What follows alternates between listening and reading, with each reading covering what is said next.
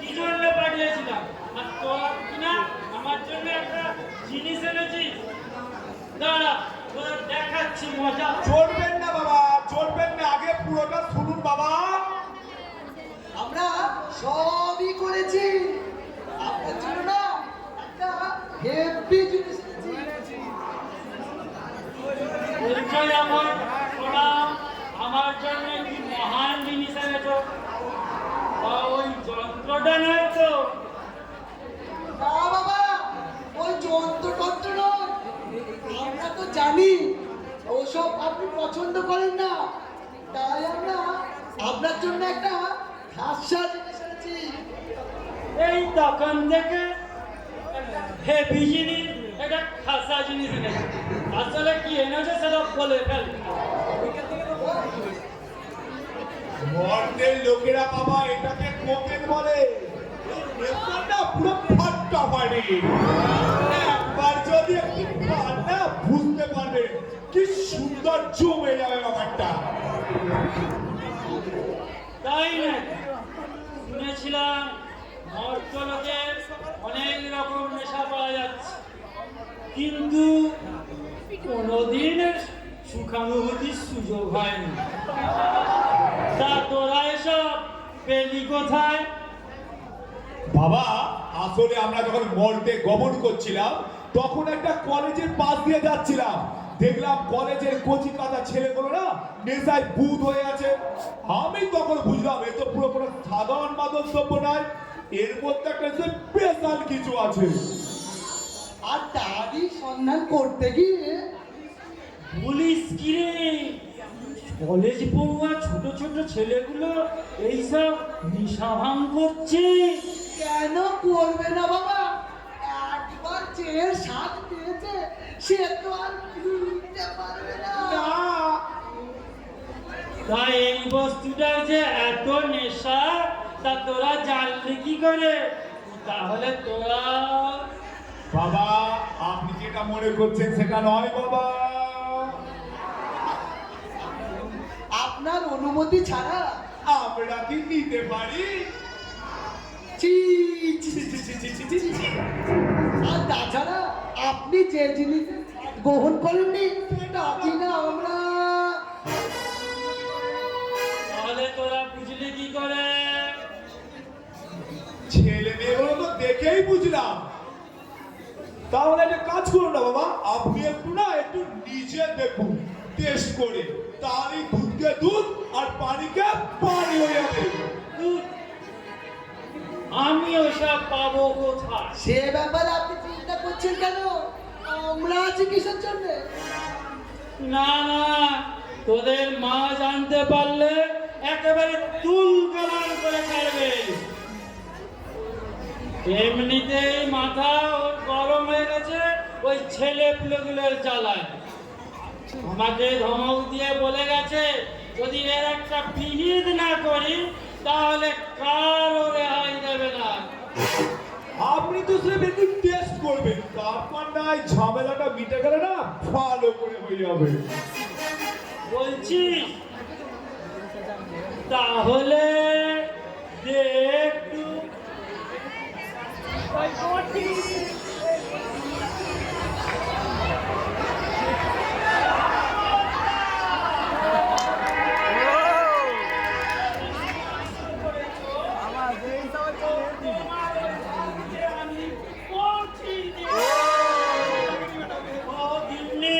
ও গিন্নি, কত উত্তেজিত হচ্ছ কেন? ওটা তো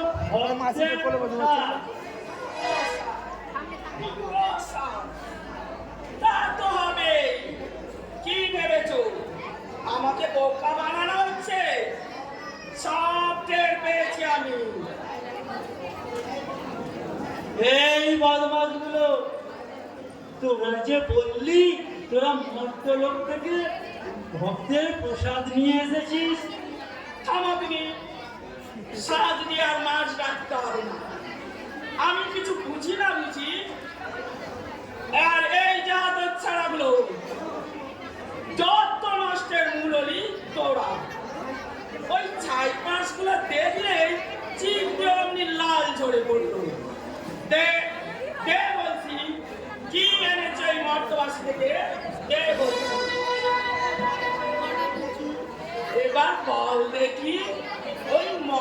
বয়স দেখে কি দেখে আসলি আর কি শুনে আসলি? কিরে ভিঙ্গি, তুই বলবি দেখি স্যার একটু। না আমি বলবো? ও স্যার এদিকে এদিকে। ও বাবা, আমরা যখন মর্তে গমন করছিলাম প্রথমে দেখলাম একটা বাড়ির পাশে দিয়ে যখন যাচ্ছিলাম তখন বাড়ির মধ্যে একটা বাচ্চা ওই মোবাইল যন্ত্রণার জন্য বায়না করছিল বাবা। আপনি অবাক হবেন বাবা, দাদা। ওই বাড়ির যারা গার্জেন আছে তারা এইসব ভাবনা চিন্তা না করে, ভালো মন্দ বিচার না করে তার ওই বায়না মেটাতেই ব্যস্ত। ছি, ছি, এ কি সামাজিক অধঃপতন! তারপর বাবা আমরা ওখান থেকে বেরিয়ে যখন পথ দিয়ে গমন করছিলাম তখন দেখছি একটা ব্যক্তি গাড়ির আঘাতে ছটফট করছে। আর আমাদের মানব সমাজের সমস্ত মানুষরা যে যার মতো করে রাস্তা দিয়ে চলে যাচ্ছে, কোনো ভ্রুক্ষেপ নেই, তারা আসছে ছবি তুলছে চলে যাচ্ছে, তাদের মনে কোনো মায়া মমতা কিচ্ছু নেই।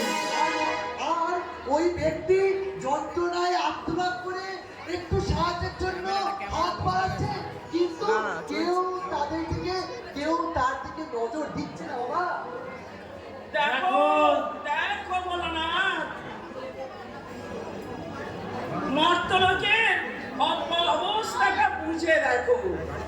সবই বুঝছি পার্বতী, এই তোরা বলে যা।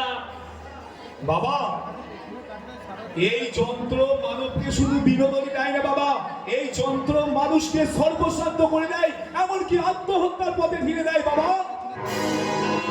আত্মহত্যা তো মহাপাপ, এ আমার বিশ্বাস হয় না। কিন্তু বাবা, আমরা যে তার প্রত্যক্ষদর্শী। এ কি মানবিক অধঃপতন! ভোলানাথ, এবার তোমার টের হয়েছে? এদিকে নিজের সংসার সামলাতে পারছো না, ওদিকে সামাজিকতা নৈতিক অবক্ষয়ের দিকে খাবো না। এবার কিছুটা একটা করো। হ্যাঁ হ্যাঁ পার্বতী, আমি বুঝতে পারছি, আমি কিছু বলি না বলে আমার ছেলে মেয়েগুলো সব অধঃপতনের দিকে পা বাড়িয়েছে। না, এটা চলতে পারে না, এর একটা বিহিত আমাকে করতেই হবে। ও আমার আমি কথা দিচ্ছি পার্বতী, খুব শীঘ্রই। ও বাপি, কোনো হাতি মুন্ডুটা পাল্টে দেওয়া যায় না? আমি এই হাতির মাথা আর বয়ে বেড়াতে পারছি না। হাতির মাথা যদি ভালো না লাগে তাহলে আমি ওর জায়গায় একটা ছাগলের মাথা বসিয়ে দিই।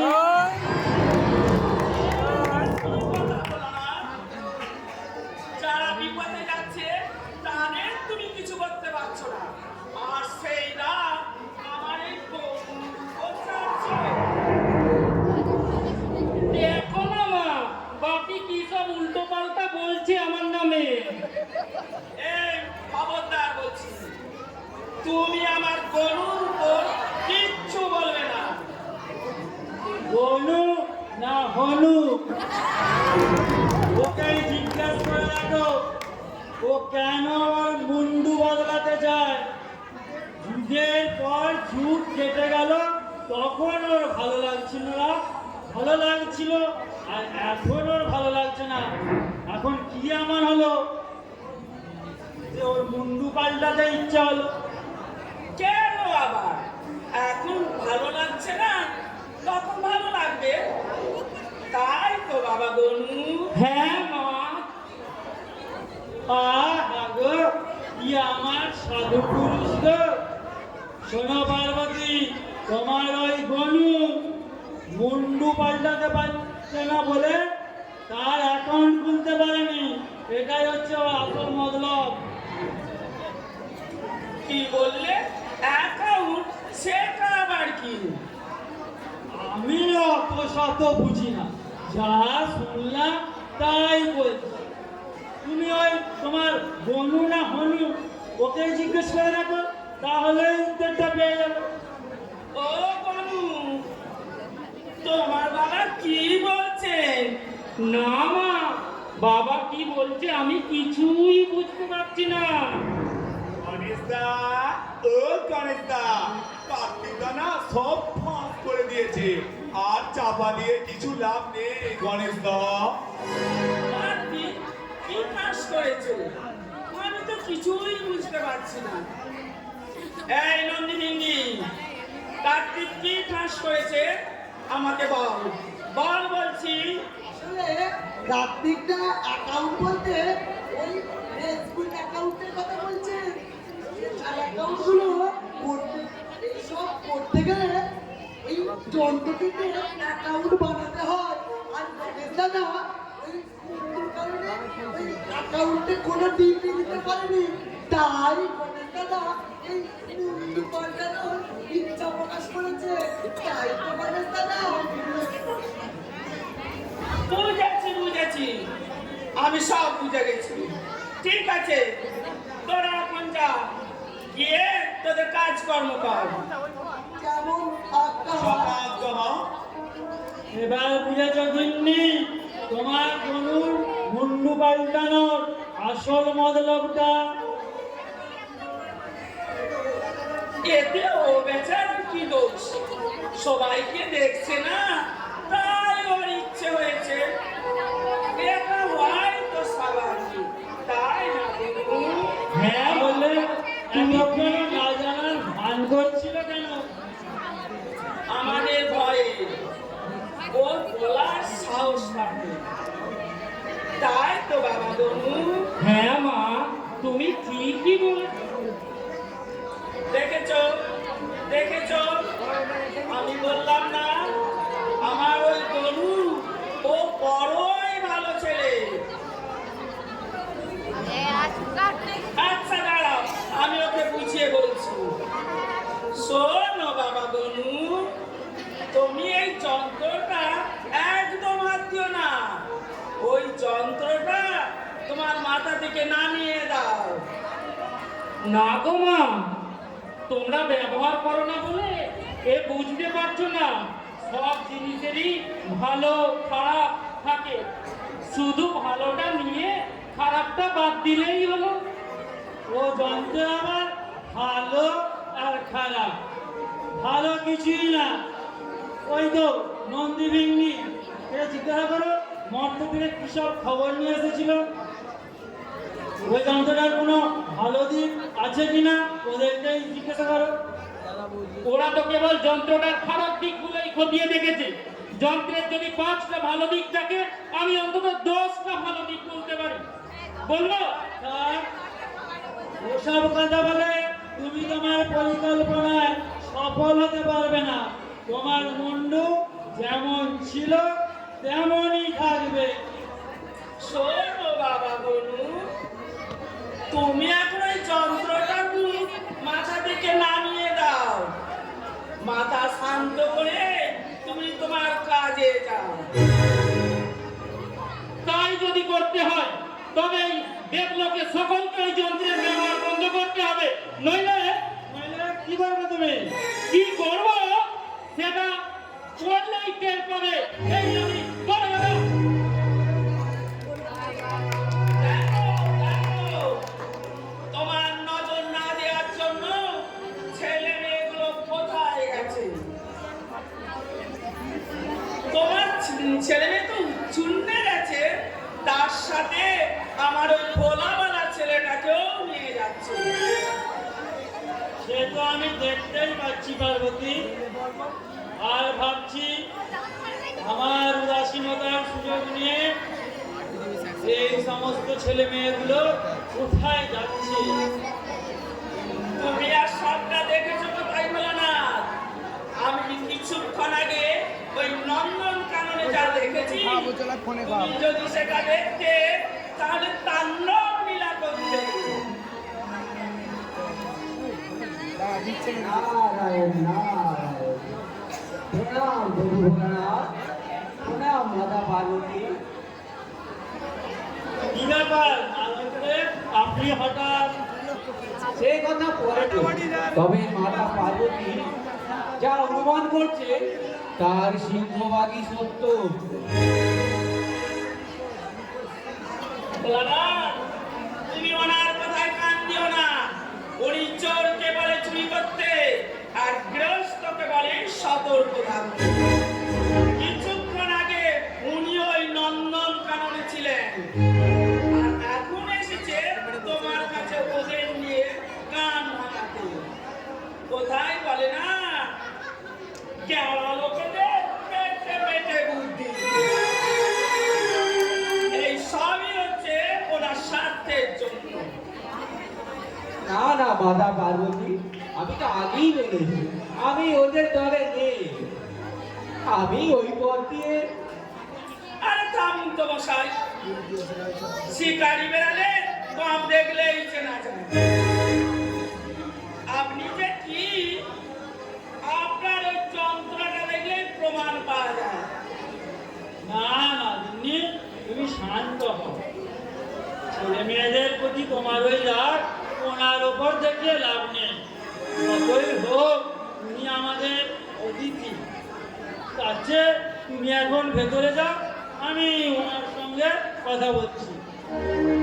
তুমি যখন বলছো আমি ভেতরে যাচ্ছি, তবে মনে রেখো এর একটা বিহিত যদি না করেছো আমি কাউকে ছাড়বো না। এই বলে গেলাম, মনে থাকে যেন। এবার বলুন নারদদেব, আপনি কি হেতু এখানে এসেছেন? প্রভু দেবরাজ ইন্দ্র আমরা দেবকে নিয়ে একটি বিশেষ সভার আয়োজন করেছি। যুবরাজ ইন্দ্র সভার আয়োজন করেছেন, আর আপনি সেটা জানাতে এসেছেন? হ্যাঁ প্রভু। হঠাৎ কি কারণে? প্রভু সেসব সম্পর্কে আমি কিছু জানি না। উনি কেবল ওনার বার্তাটা আপনার কাছে পৌঁছে দিতে পেরেছেন। তা দিনক্ষণ কিছু জানিয়েছেন? হ্যাঁ প্রভু, আজ অপরাহ্নে আমার কাজ এখানেই শেষ। তাহলে আমি এখন আসি। ঠিক আছে, আসুন। নারায়ণ নারায়ণ। হঠাৎ কি কারণে ইন্দ্রদেবের এই সভা? তবে ভালোই হলো, দেবরাজ ইন্দ্রের সভায় একসঙ্গে সবাইকে দেখাও যাবে, কথাও হয়ে যাবে। দেখি কে দেখি আপনি? আমাকে চিনতে পারছেন না? আমি বসুন্ধরা। তুমি বসুন্ধরা? কিন্তু এ কি রূপসাজ আপনার! না, আপনি কি তাহলে মর্দবাসীদের এই সমস্ত পোশাক পরতে শুরু করেছেন? না না প্রভু, এ আমার পোশাক না, এটাই আমার বর্তমান অবস্থা। সে তা আপনার এই অবস্থা কে করেছে? আপনি শুধু আমাকে নাম বলুন, আমি এই ত্রিশূল দিয়ে তার বস্ত্র কতজনের বস্ত্র ছেদন করবেন প্রভু? এর জন্য যে দায়ী সমগ্র মানব জাতি। মানে মর্তবাসীর অগ্রগতির ছাপ আজ আমার সারা শরীরে। তাদের অজ্ঞানতার ভার বহন করতে করতে আজ আমি ক্লান্ত, পরিশান্ত। আমায় উদ্ধার করুন প্রভু। আর তা না হলে এই মনুষ্য জাতির দল দল থেকে আমায় উদ্ধার করুন। আর তা না হলে আপনাদের এই সুজলা সুফলা সুস্থ শ্যামলা ধরিত্রীকে আমার পক্ষে আর বাঁচিয়ে রাখা সম্ভব নয়। প্রকৃতিতে দেখা যাবে তার খরা, বন্যা, দুর্ভিক্ষের করাল গ্রাস, আর চারিপাশে শোনা যাবে কান্না আর হাহাকার। ওই বুঝি আপনি শান্ত হন দেবী, আপনি শান্ত হন। আজ আমরা ত্রিদেব এবং দেবরাজ ইন্দ্র একটা বিশেষ সভায় মিলিত হয়েছি। সকলের সামনে আমি নিশ্চয়ই আপনার এই করুণ পরিস্থিতির কথা তুলে ধরব। আশা করি একটা সমাধান নিশ্চয়ই হবে। আর সেইটুকু সময় আপনি আমায় দিন। আপনি এখন নিশ্চিন্তে ভিতরে গিয়ে বিশ্রাম করুন। বিশ্রাম, সেই শব্দটির অর্থটা আমি কবেই ভুলে গেছি। এখন শুধু মনে আমার বহু বিনাশের করুণ হাতছানি। না না দেবী, আপনি বিচলিত হবেন না। আমি আপনাকে কথা দিচ্ছি,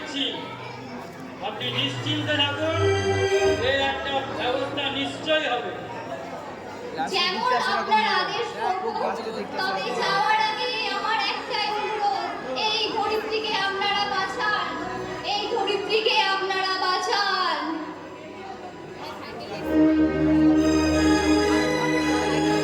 এ তো দেখছি মহাপ্রলয়ের অশনি সংকেত। তাহলে কি না, এ হতে পারে না। আজ এর একটা আসল সমাধান আমাকে বের করতেই হবে। এই জন্যই করে দেবো